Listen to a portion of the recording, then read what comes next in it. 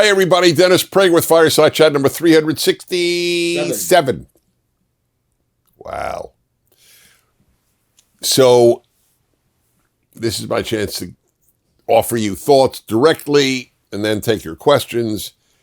And I've been doing this for 368 weeks, even though this is 367. I'm very careful. By the way, I'm back to a cigar. I started with cigars at the very beginning, and what were we, live on Facebook? It was a live Facebook stream. And so they said, I'm corrupting the youth of America by having a cigar. So, of course, I should have had a joint. That would have been perfectly fine. Or drunk liquor. I don't know what. Anyway, I'm not corrupting the youth of America, by the way. Just for you, those of you parents who are worried about your kids having a cigar, don't. Okay, this is not cigarettes. You don't inhale. And I'm not going to, I've talked about that on occasion. I may again. But anyway, it's a wonderful feeling. So hi, everybody. So you all know I'm going to offer some thoughts on the election in the United States. Wherever you are in the world, you're interested in the election in the United States because it's the most important election in the world, the election in the United States. I'm not saying that because I'm American. I'm saying it because it's true. That's why people know so much about America. People don't know so much about America because they all love America, but because America is important. But America was becoming less important. That's the sad part. Because it was less strong. And when America is weak, freedom on earth is weak. And bad people start acting out. That's why I'm against the right-wing isolationist as I am against the left-wing, I guess, isolationist or anti-American or whatever it might be. If I wrote this many years ago, you could look it up, just Dennis Prager, America should be the world's policeman. Yes, I do believe America should be the world's policeman. I know this bothers some of you. It's worthy of its own fireside chat, actually. And put that down. I really do need to develop that. Let me just say this. If America is not the world's policeman, who will be? The idea that the world doesn't need a policeman is as silly as defund the police. The world needs police just like the streets of your city need police. That's the way it works. So if it's not America, who will it be? Russia? China? The United Nations? Who's going to be the policeman? And if there's no policeman, guess what happens? Cruelty prevails, just like it would in the streets of your city if there were no police then. So you know what bothers me is when adults live in make-believe world.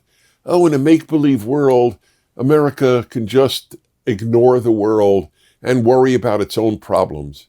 Yes, in a make-believe world, but not in the real world. I asked one of the greatest living historians about a year after the Russian invasion of Ukraine. I had no idea what he would say. Neil Ferguson of Harvard and Stanford. I truly had no idea. I've interviewed people for 40 years. Almost always, I wouldn't say, well, close to always, but not always. I have a sense of what they'll say. I'm still curious to hear their answer. I mean, but that's true for when you have a dialogue with your friend. You have a sense of what they'll say. You're rarely shocked by their answer. But I didn't know. I had no idea. I asked him, do you think Donald Trump had been president, would Russia have invaded Ukraine? And had he said, gee, there's just no way to know, Dennis, I'm sorry. How could we know? Perfectly acceptable response. Had he said, yes, it wouldn't have mattered. He doesn't care who the American president is. He just wanted to invade Ukraine. I would have accepted that answer. Or had he said, no, he wouldn't have invaded Ukraine if Trump were president. So there were three possible answers. I don't think there's a fourth possible answer. And I did not know what he would say. And I respect him tremendously. It's why I asked him. And there is no gap of time between my question and his response. And his response was, no. That was the entire response from this Stanford Harvard professor. Yeah. Well, that's a big deal. I don't believe that Putin would have invaded Ukraine if Donald Trump were president. Well, I mean, I have a pretty powerful argument. Putin was in office when Trump was in office the first time, and he didn't invade. And Hamas did not invade Israel. Maybe that's related too. I am certain it's related. And the reason is people didn't fear a Democratic president, and especially the one that America has had for nearly 4 years. Oh boy, my oh boy is, do I develop that theme or do I talk about other aspects of last week? I'm going to develop that theme since I started it, because there's so much to say about the election. I want, for the sake of goodness on earth, for the sake of liberty on earth, for the sake of diminishing the amount of cruelty and evil on earth, I want the American president to be feared, not loved. That in and of itself is worth its a whole discussion. The vast number of people in the West who have become weak since World War II, it's not because of World War II, I'm just giving you a date. And it's really true. Parents, for example, they ache to be loved by their children, but you can't be a good parent if you ache to be loved by your children. I'm a parent, of course I want to be loved by my children, but I didn't raise my children with the goal, will they love me now? Maybe will they love me 25 years from now? Yes, that's a worthy goal, but not now. So what they do is they're not strict with their kids, and their kids grow up to be spoiled brats, narcissists. Not all, but many. And in large measure, it's because the parent wasn't strict. The parent was not an authority. The parent was a buddy. Because you love your buddy. You don't love your authority. You obey your authority. Biblical timeout. Can we do that? And now, a thought from the Bible. The most important book ever written, whether you like it or not. There are 2 commandments to fear in the Old Testament. I don't think there are any in the New Testament, but I'm sure in the Old, twice only are people commanded to fear. One is to fear God. For example, do not put an obstacle in front of a blind man, but you should fear God. Because, in other words, if it means an obstacle in front of a blind man means don't trick people who can't see. Not just literally, but in general. Just that's what tricking people is about. They can't see the whole picture. But you better fear me, because I do know what you're doing. The other commandment is to fear your parents. People hate that. They hate it so much they don't even translate it correctly into English. I happen to know the biblical Hebrew really well. The Hebrew is, and you will fear. Ish imo va'aviv tirau. Or is it tira? Probably tira. Anyway, a human being shall fear his mother and father. Yeah, that's a biblical law. And because I may have said this on a Fireside chat, I don't know, but I know I've said it elsewhere. I once did an hour of radio many years ago. If you didn't take drugs in high school, why didn't you? Do you know what virtually everyone calling in said? Parents would have been mad. Very close. Yeah. My mother would have killed me. If you didn't have any sense of doing anything and your mother would kill you or your father would kill you, they didn't do a good job. It's, yeah, by the way, the translations are all revere now. A person shall revere his mother and father. No, it's fear. Doesn't mean you walk around scared of your parents 24/7, but you have to have a healthy fear. We have dropped this. Kids don't fear teachers. This is so this classroom discipline has basically died because kids don't fear teachers anymore. I feared my teacher. What would my teacher do to me if I acted up in class? People don't fear the police. That's really frightening. That's frightening when people don't fear the police. So think about it. People don't fear God. People don't fear parents. People don't fear their teachers. People don't fear the police. And all we have is chaos. And the same, if that's true in the micro, in our individual lives, why wouldn't it be true in the world's life? Who are the bad actors on earth going to fear? They're not going to fear the United Nations. The United Nations is impotent. All it knows how to do is pass resolutions against Israel. It has passed more resolutions in Israel than against all other countries combined in its history, including the worst countries in the world. It's pretty sick. So yes, I would like the American president feared. Donald Trump is feared, and the past president, Joe Biden, was not. And it has nothing to do with his weakened mental faculties. There was no reason to fear him. But there is reason to fear Donald Trump, and good things will happen as a result. The worst actors on earth, the Russian regime, the Chinese regime, the Iranian regime, the North Korean regime, they will have a healthy fear of the American president. There will be more peace on earth. I almost never make predictions. That's one I could make. That's one of the many, many positives to come out of the election. And people are not happy. A lot of people are not happy. One other thing to be said, I will comment on a few other things because they need to be said. I'll comment one thing that is relevant directly to PragerU. I was very touched and actually surprised. I was honored and surprised at how many people texted me after the election saying, you know, you've played a role, a significant role.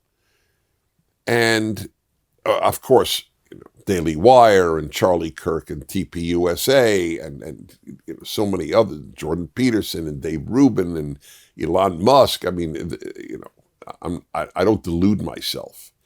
But the only reason I raise this is that one of the consequences of this last election, whether you're happy with the result or not happy with the result, I'm saying this to you, is that what was called until a week ago the mainstream media is no longer the mainstream media. We are the mainstream media now, especially for people under 60 years of age, certainly under 50.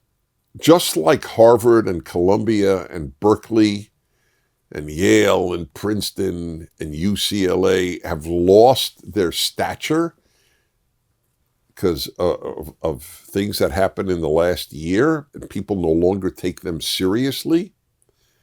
That's what's happened to the New York Times and ABC, CBS, the BBC.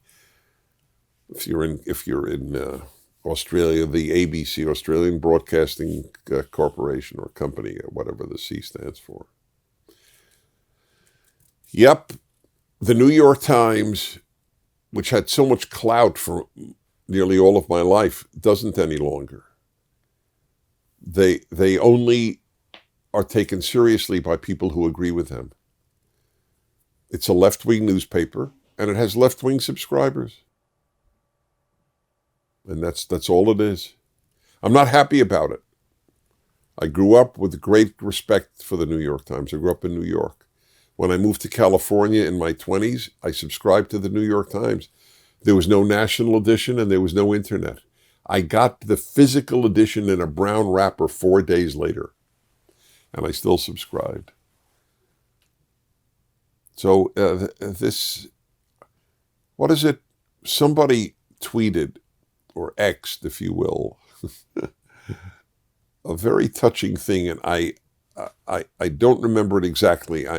It was better than I'm going to quote it, but it was essentially the American people was not ready to give up on America. I thought that was beautiful. That's what it was about. And by the American people, that's really what it was. It was a 4 million vote. Nobody predicted that he would win the popular vote, Donald Trump.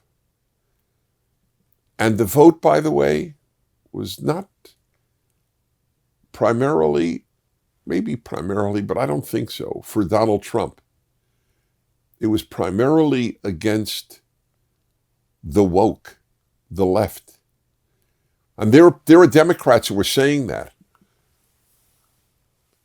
There's a guy named Joe Scarborough, who's a well-known guy on the left, on a left-wing channel in America, MSNBC, and he said Democrats were so afraid of their left, they wouldn't say, guess what? It's wrong for men who say they're women to compete with women in women's sports. They were too afraid to take on the left. He just said that. There are a lot of people who are Democrats who understand how the left, you know my view. I say it every day on my radio show. The left destroys everything it touches, not liberals. And the latest victim of the left is the Democratic Party of the United States of America. They've destroyed that. And it will not come back to life if it does not get rid of its left. Any party that says that men should be allowed to compete with women in women's sports, just all they have to do is say they're a woman, is going to lose. The vast majority of Americans, including its liberals, think that that's absurd. Truly absurd. The New York Times, do you know the New York Times doesn't say the word Latinos? Did you know this? I did not. Latinx? Yeah, Latinx. Mm-hmm. The New York Times. That's like a bad joke. That's as stupid as men give birth. Latinx. I'll bet most of you watching me right now or listening to me right now didn't even know that there was such a thing as Latinx. Lintnx. It's not Latinx as in Kleenex. It's Latinx.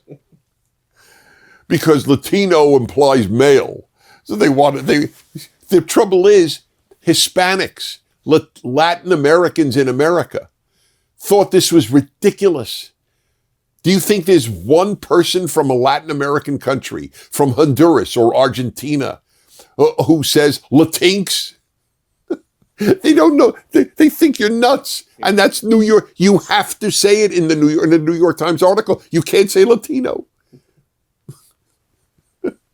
Latinos, right?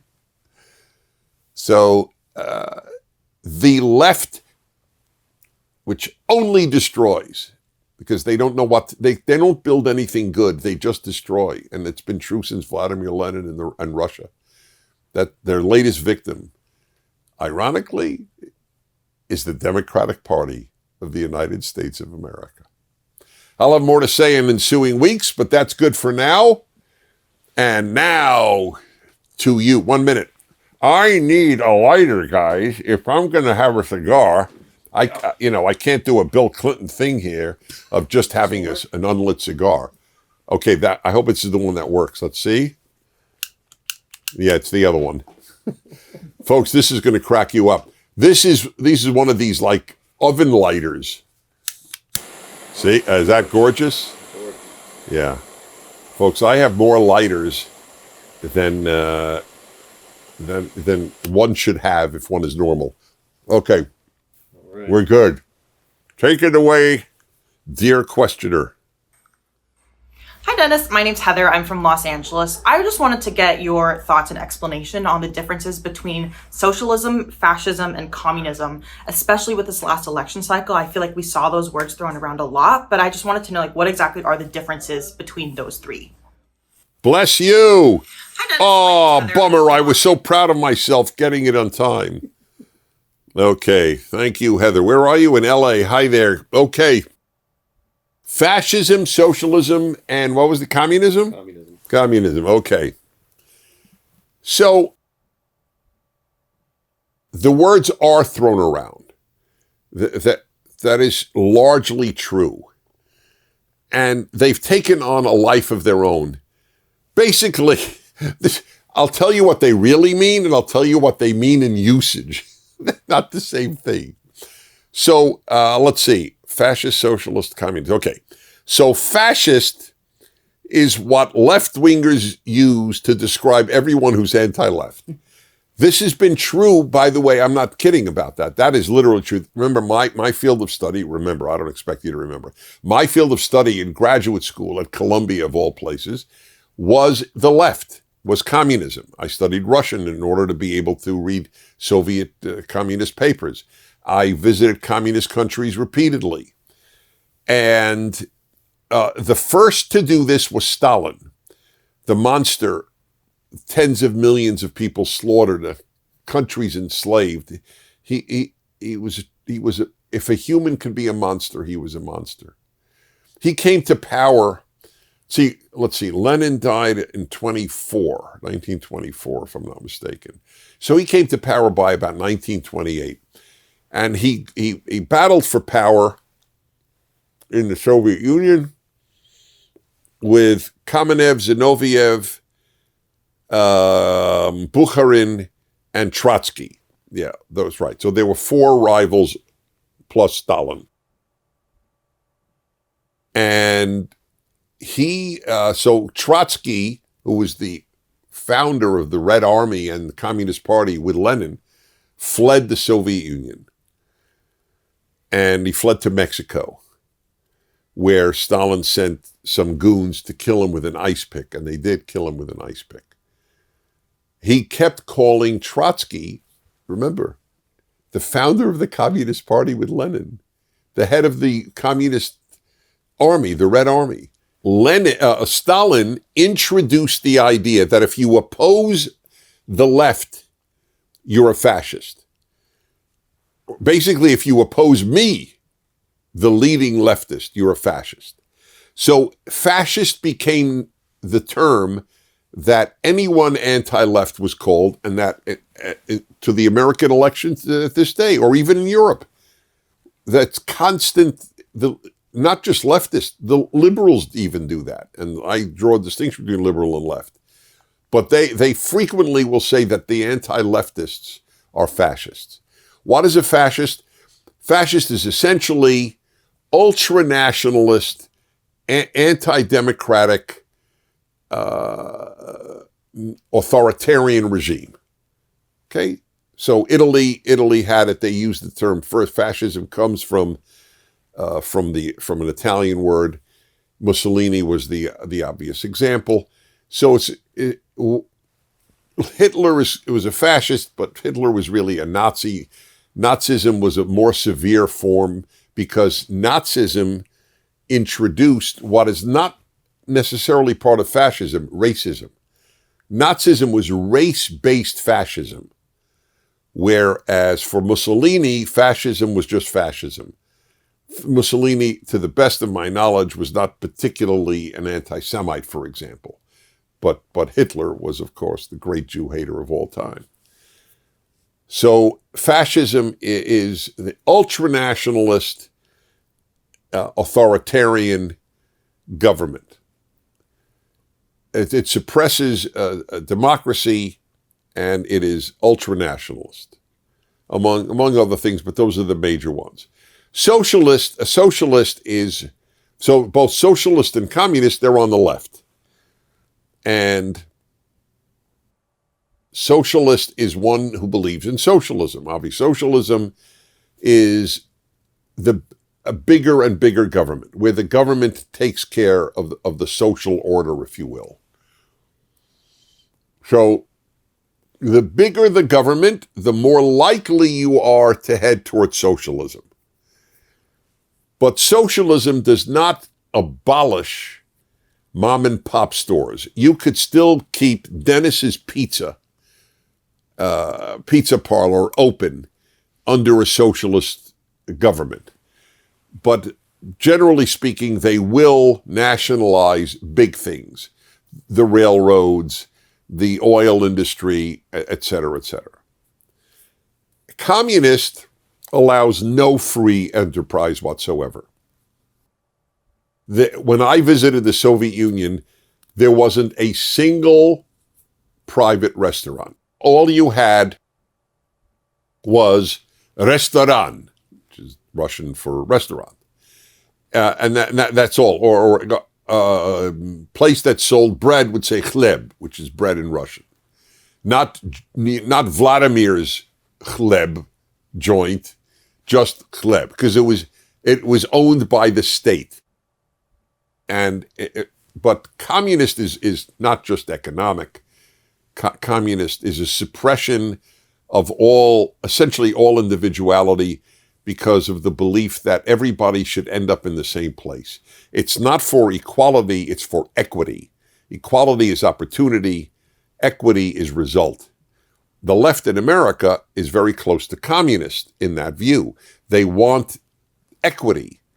Everybody should end up in the same equal playing field, and if they don't, it's proof of racism or sexism or misogyny or whatever you have. So I hope that helps you. So how would you classify what China is? So China is a combination of all of them. It's the Communist Party, but they do allow private enterprise. So China was a new development. Communism with private companies. So in that sense, it was closer to fascism. Fascism would allow private companies. And it's also closer to fascism because it's very nationalist. It's a very nationalist regime. But it's communist in its totalitarianism. Socialism is not necessarily totalitarian. In other words, we control what you say. That's the most important part of an unfree society, controlling speech, which means writing, demonstrating. You can't demonstrate against the government. Theoretically, in a socialist democracy, as opposed to a socialist communist country, which is an odd way of putting it, you could demonstrate against a socialist government, but you can't demonstrate against a communist or a fascist government. China is all three, except for the private enterprise. Okay, we're good? Yeah. All right. So now, by the way, I remind you, the first question is always, after the video question, a Prager United question. If you remember Prager United, you get a lot of benefits, quite beyond just having the first question of the Fireside chat. And you're also making all of this makeable, to keep it free, everything we do at PragerU. So please go to PragerUnited.com and just see the benefits and see how it helps us. This is from Joshua K. in Grants Pass, Oregon, USA. Hello, Dennis. Thank you for everything you do. You're welcome for everything I do. I am a Christian. However, I find your words to make more sense and mean more to me than the words of most Christian pastors I have heard. I have something to say about that, but I'll continue. My question is regarding the Sabbath. How would you advise a Christian to best keep the Sabbath? Just take a day off work and spend time at home with family? Or are there any specific things you suggest we do that you believe God would like us to do? Well, by the way, I think it's a unique aspect of the Fireside chat, is that we take questions on everything, including religion. Because you know how committed I am to the Bible. And by the way, the next volume in my massive 10-year work on the first 5 books of the Bible, the Torah, is coming out in a week. The book of Numbers in the wilderness in Hebrew, it's the 4th book, and it's life-changing. It's called the Rational Bible. That'll be the 4th volume. You don't have to start with volume 1. They're all independent, and you might as well start with this one. Numbers is coming out now. Again, the Rational Bible. You go on Amazon, you'll see 5,000 reviews. You could read them. They touch people's lives, and they're meant to. So when you write, you're a Christian, I'm a Jew, and you find my words to make more sense in me more than the words of most Christian pastors. By the way, I believe that they make more sense than most Jewish rabbis. This is not arrogant. This is not. That's my gift. I don't take credit for it. It's a gift, but I make things clear. That's why you're watching this. I have the gift of clarity because I go crazy when things aren't clear. And so much what politicians often say, what pastors, what priests, what rabbis, teachers, it's not clear. You know what? It's not clear to them. So it's not clear when they say it. So there's no knock on your pastors that I know what you're saying. That's why a lot of people have gone back to church because of this Jew. It's the irony. And I'm very happy about that, by the way. Okay, so now the next part is about regarding the Sabbath. So here's an interesting thing for you. I have asked Catholic priests and Protestant pastors for decades, are Christians obligated to the commandment to observe the Sabbath day, which is one of the 10 commandments? It's the 4th commandment. And half the time they say yes, and half the time they say no. So Christians are obligated to 9, but not 10. And I never argue theology. If that's what you believe, that's fine. So what is the purpose of this is really worth your time, even if you're irreligious, because these are massively important lessons. Life without the Sabbath is a poorer life, let me just tell you. My secret weapon is that one day of the week I leave the world. Just want you to know. It's one of the reasons I have as much energy today as 50 years ago. It's not the only, but it's a big one.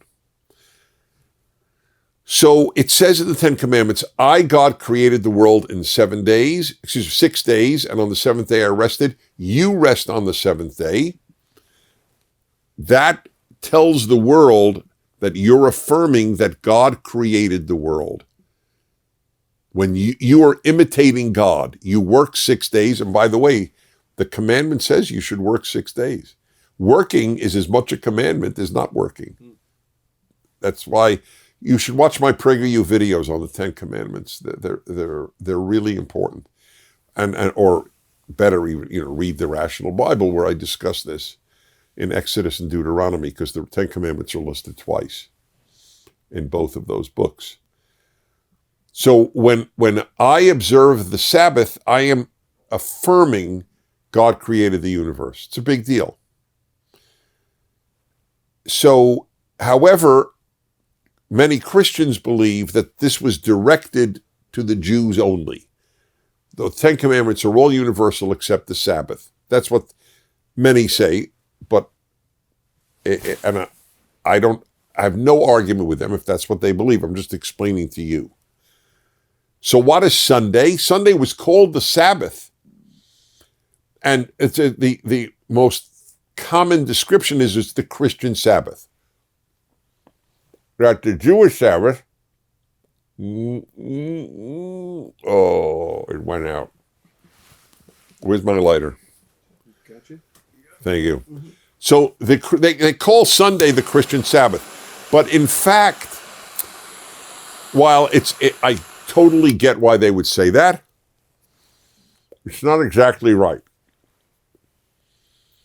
Because Sunday in Christianity is the day of the resurrection. Jesus is crucified on Friday and resurrected on Sunday is the Christian belief. So Sunday, and by the way, you know how I realized, because I grew up, of course, a religious Jew, I didn't know Christian theology. I now know it pretty well. I'm immersed with Christians and in Christian life in many ways. But I learned it first in college, not from Christians, but from the Russian language. The Russian word for Sunday is resurrection. So that's how I knew. Воскресенье. As you all know, obviously, right? Which one of you guys did not know Воскресенье? Do svidaniya. You're saying goodbye to me? Is it time already? So, this is a question for Christians to resolve. Charlie Kirk, who's a Christian, a committed Christian, evangelical Christian, head of TP USA, Turning Point USA. Charlie Kirk, and I'm very proud of this, because as a result of listening to my 200 lectures on the Torah, decided he wanted, as a Christian, to keep the Sabbath. And he does, Friday night sunset to Saturday night sunset, just as a Jew does. And he tells it to the world, and it's a very moving thing. He doesn't even use his cell phone. He turns it off for 24 hours. So you have to decide what you want to do, but you need a Sabbath. If you do it Saturday or you do it the Ten Commandments Saturday, you need it. You need a day, not just to rest, because that doesn't answer anything, because resting is a byproduct, and it is part of what it takes to do the Sabbath. But if you sleep for 24 hours, you stay in bed 24 hours, you have not observed the Sabbath.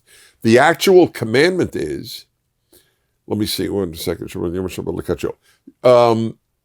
Remember the Sabbath day to make it holy. You don't make it holy. You don't sanctify it by staying in bed. People say, oh, I rest on the Sabbath. I go to a baseball game. I go to a football game. Yeah. Okay, but that's not sanctifying the day. Sanctifying means making it different and elevating it. I spend it with friends, and when, of course, with my family. In my case now, it was my two sons. So yes, it would enrich your life tremendously. Read my essay, Higher Than the Angels.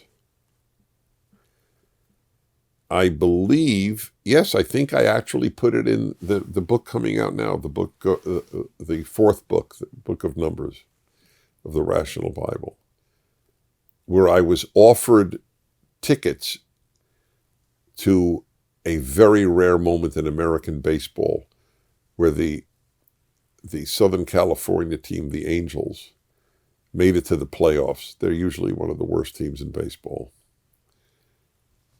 And I was offered a ticket by a dear Christian friend.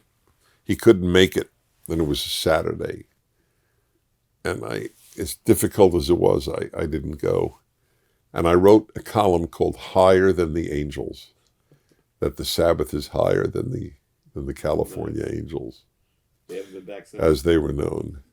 Huh? They haven't been back. No, they haven't been back since. Exactly right. What's our timing? We're done. I thought so. It's sad. But there's so much to have said. And that's why I'll be back next week, God willing. I'm Dennis Prager. Thanks for being with me.